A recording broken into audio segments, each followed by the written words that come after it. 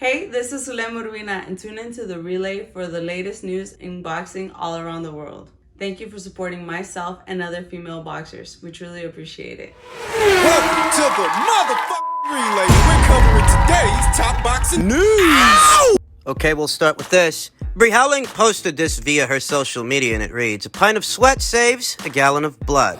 Several hashtags. Hashtag Team Howling, hashtag boxing, hashtag training, hashtag working, hashtag train smart, hashtag athlete, hashtag fighting, hashtag pro boxing, hashtag female boxing. Now here's where it gets interesting. Hashtag matchroom boxing, hashtag DAZN, hashtag April 30th. April 30th. The story seems to be that Howling may yet make an appearance on a DAZN card. Howling is supposed to fight on April 30th on the undercard of Taylor versus Serrano. I think it's going to be against Skye Nicholson. Well, if she's fighting on the undercard, who the fuck else is she supposed to be fighting on the undercard? The way I see it, Maybe Nicholson versus Howling wasn't scrapped altogether. Maybe it was simply rescheduled. Maybe that's the case. Having seen Skye Nicholson's professional debut, she's green. There's work needs doing, and it's nothing to be critical about because, well, she just debuted as a professional. She just had her first pro fight this past weekend. What do you expect? Oh, yeah, there's more work needs doing, but that's what you expect for any fighter that's debuting as a professional, even a standout amateur like a Skye Nicholson. There's nothing to be critical about. The thing is, they're moving her fast.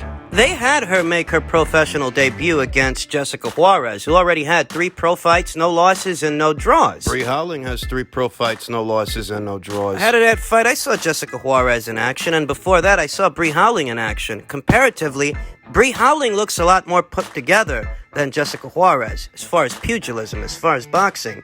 Howling looks like a more maturated fighter than Jessica Juarez does. I told you, Jessica's 3-0 don't look like Howling's 3-0. Howling looks more put together as a fighter than Jessica does. That's not a knock on Jessica. Jessica's young. There's nothing wrong with that. A young fighter at the beginning of their pro career, it's obvious there's going to be problem areas and things that need attention, things that need working on. But looking at them both, Howling looks more put together than Jessica Juarez. And before the opponent switched, before they swapped out Howling for Jessica Juarez, I told you.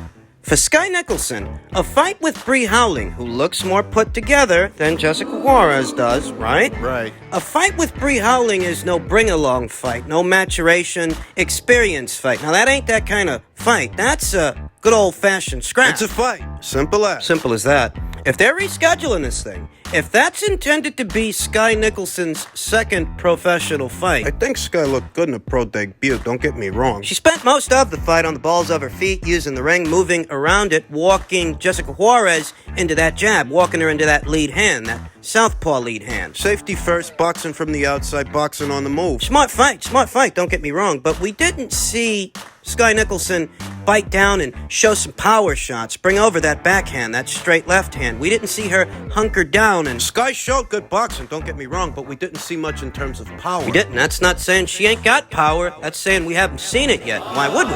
That was only her first pro fight. I'm just saying that against Howling, we might need to see a little bit more aggressiveness from Skye Nicholson. Listen, Bree's a good fighter. I'm not overly critical of Skye Nicholson or criticizing her. I'm addressing the situation at hand. That if she's going to face Howling in her very next fight, we're going to need to see a little more than what we just saw against Jessica Juarez. That's what I'm saying. That's all I'm saying. And it's not official. It's not confirmed that Howling's next. I'm just saying if it is, we're going to need to see more from Skye. In men's junior middleweight news, Tszyu versus Terrell Gausha, the headline Showtime tripleheader, March 26th in Minneapolis. Tszyu and Terrell Gausha have been elevated to a Showtime Championship boxing main event. Their junior middleweight match initially was supposed to be the co-feature before the Brian Castano versus Jermell Charlo rematch March 19th at Crypto.com Arena in Los Angeles. Once Castano suffered a slight tear to his right bicep while training, their second 154-pound title unification fight was postponed last month. BoxingScene.com has learned that rather than having Tszyu and Gausha prolong their training camps and wait that long to fight, Premier Boxing Champions as Al Heyman and Showtime's Stefan Espinoza agreed to have them headline their own Showtime event March 26 at the Armory in Minneapolis. Australia's Tim Tszyu is the WBO's mandatory challenger for Castaño's championship. Handlers for the 27-year-old Tszyu, a son of former junior welterweight champion Kostya Tszyu, petitioned the WBO for medical documentation of Castaño's injury from an independent doctor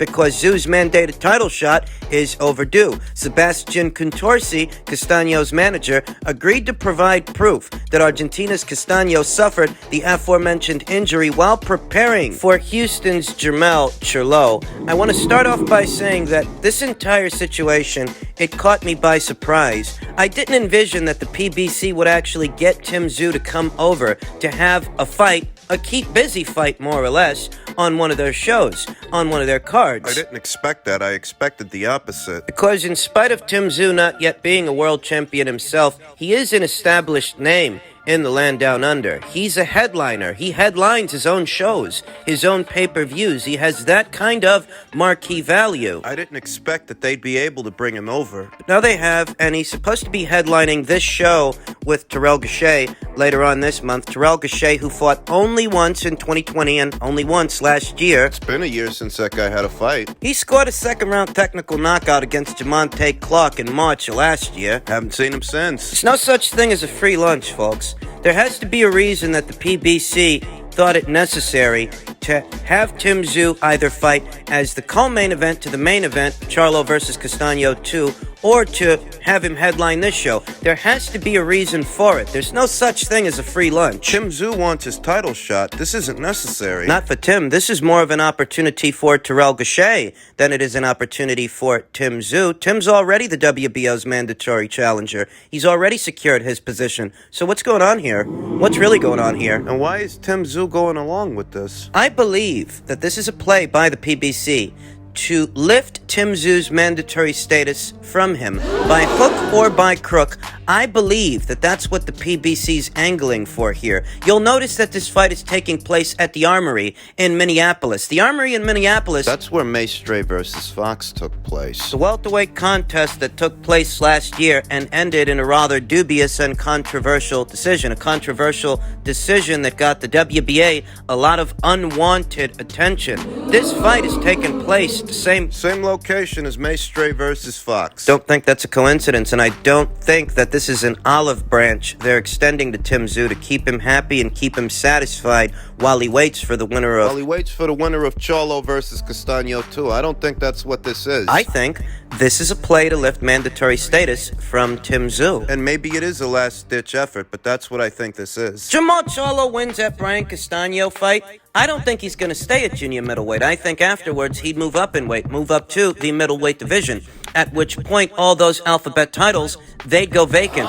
Tim Tszyu is already in line to fight for one of them. And what I think this is a play by the PBC to ensure that the WBO title stays on their side of things. What they might want to do is get Tim Tszyu over, have him fight one of their boys. See if they can't rig the scorecards. Lift that mandatory status from him so it is then transferred to one of their own fighters, one of their own in-house guys. In this instance, Terrell Gausha. So long as Tim Tszyu is the mandatory challenger for the WBO title, he's got leverage. Whether Brian Castaño wins or Jermell Charlo wins, all the same. So long as Tim Tszyu is the WBO's mandatory challenger, he does have some leverage in the situation. He has some say-so. You can't just ignore him. Creates a hairy situation for them because he's pushing for his title shot. He wants it. Tszyu versus Castaño in Australia. Tszyu versus Castaño in the land down under, bringing that title fight to Australia. That does good business down there. You put the shoe on the other foot. Let's say Brian don't win. Let's say Jermell Charlo wins. He's not staying at junior middleweight,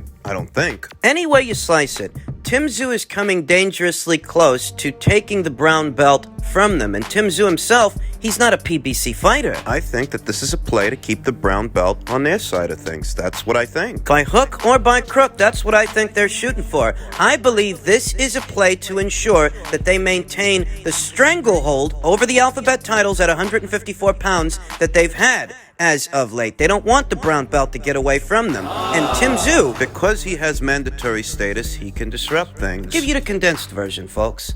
Tszyu on foreign soil, he cannot afford to let this fight with Terrell Gausha go to the cards. Not in Minneapolis, not at the Armory, and not under the PBC. He cannot afford to let this thing go to the cards. I don't know why he agreed to this, because it isn't necessary. It's not necessary that he defend his mandatory status against Terrell Gausha. It's more of an opportunity for Terrell than it services Tszyu, but he agreed to it, and it's supposed to be going down later on this month, and when it does, it behooves Tszyu to take this fight out of the judge's hands. The saving grace is that the night of the fight, it will have been over a year since Terrell Gausha fought anybody. He only fought once, just once, last year. He may have some ring rust to shake off, whereas Tszyu sharp. He fought 3 times last year. 3 times! He's got to go in there looking to take it out of the judge's hands. He's got to go in there looking for a knockout. Which may be easier said than done, because while he might have 2 recorded losses, Terrell Gausha, he's never been stopped. He lost one to Erislandy Lara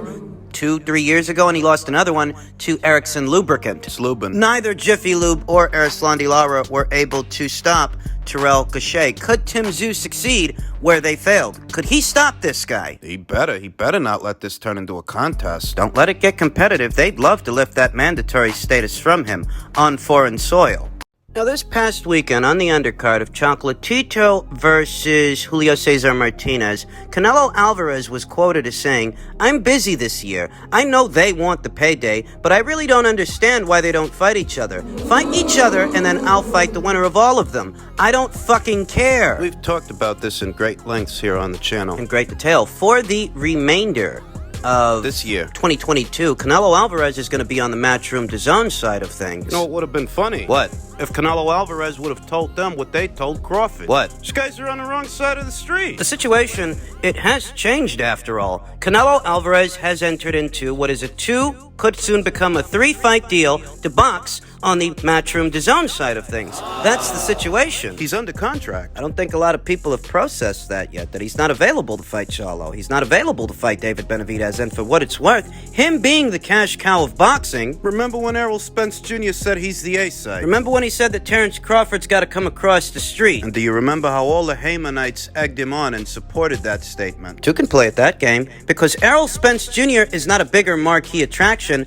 than Canelo Alvarez is. So if you think it's okay for Errol to A-side Crawford and tell him he's got to cross the street, Canelo Alvarez can turn around and do the same thing to those guys. What, Crawford's got to cross the street for Errol, but they don't have to cross the street for Canelo? Canelo's a bigger draw than the lot of them, than all of them. They're not going to cross the street, though. And Canelo Alvarez's biggest critics, his biggest detractors, they won't hold it against them. Canelo Alvarez has stated, "I love working with Eddie Hearn. I'm glad to be back with him. I really enjoy it. The cash cow of boxing prefers to stay on the Matchroom DAZN side of things. So if you want him so fucking bad." That's what Canelo Alvarez said when he was asked why he's returned to work with Eddie Hearn and Matchroom. He says he loves working with Eddie Hearn. Simple as. You're not bringing yourself closer to that Canelo Alvarez fight waiting for him on PBC's Isolation Island, because he's not on PBC's Isolation Island, and he's not going to be there the entirety of this year. So in the in-between time, what are you gonna do? One of Canelo Alvarez's biggest critics here on YouTube. Boxing Ego tweeted, "I personally do not believe Canelo's moves are benefiting boxing. He's supposed to be the face of boxing, yet fighting more foreign fighters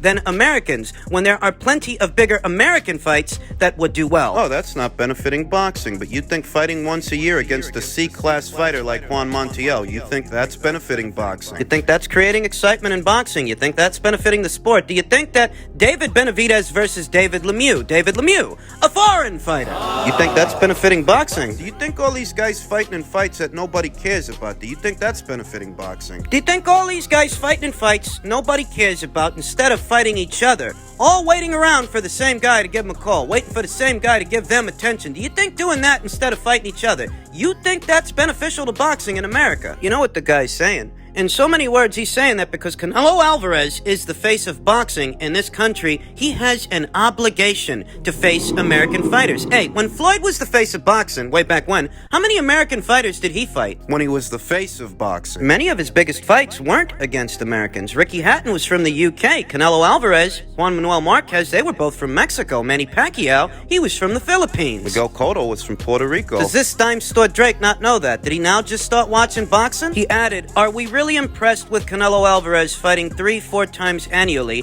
if it's not against the people we want to see him fight against? No quality over quantity? I would take one Canelo versus Benavidez event over 6 Canelo versus Yildirim, Ryder, Fielding, MacBook Airs, washed-up Kovalevs, etc., and yet you're satisfied watching Charlo fight once, only once, the entirety of last year against Juan Montiel. Does that count as quality over quantity? If Jamal and David are so fucking great, why aren't you pushing them to fight each other? Should be an easy fight to make. They're both on the same side of the street, and for what it's worth, David Benavidez, he actually wants to get Charlo in the ring, but you don't see boxing ego pushing for that, even though David Benavidez himself said, I don't got a problem with that, but I've been calling Charlo out and Plant out and all these other guys, but they don't want it. If this Family Dollar Drake is all about quality over quantity, and he thinks that Jamal is a quality fighter and David is a quality fighter, why isn't he pushing for them to fight each other? He says he's not impressed with Canelo fighting 4 times a year. Here's a newsflash. The boxing community, the majority of it,